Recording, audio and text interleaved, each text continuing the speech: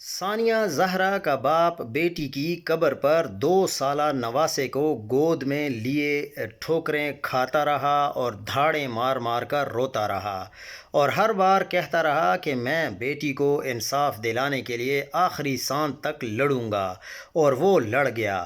اگر ثانیہ کا باپ ہمت ہار دیتا، دباؤ میں آ کر چپ ہو جاتا، تو یہ قتل بھی درجنوں دیگر کیسز کی طرح خودکشی کا لیبل لگا کر بند فائلوں میں دفن ہو جاتا۔ پچھلے سال جولائی میں 2 بچوں کی ماں 21 سالہ ثانیہ زہرا اپنے کمرے میں چھت کے پنکھے سے لٹکی ہوئی مردہ پائی گئی۔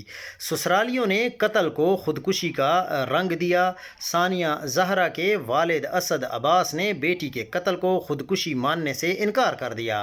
1.5 سال تک بیٹی کی قانونی اور اعصابی جنگ لڑی، تاریخ پر تاریخ، دباؤ، مخالفت، قاتلوں کا اثر و رسوخ، مگر ثانیہ کا باپ ڈٹا رہا۔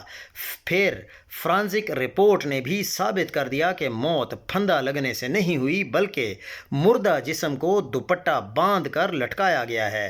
کل عدالت کا فیصلہ آ گیا۔ شوہر کو سزائے موت اور ساس کو عمر قید کا حکم سنایا گیا۔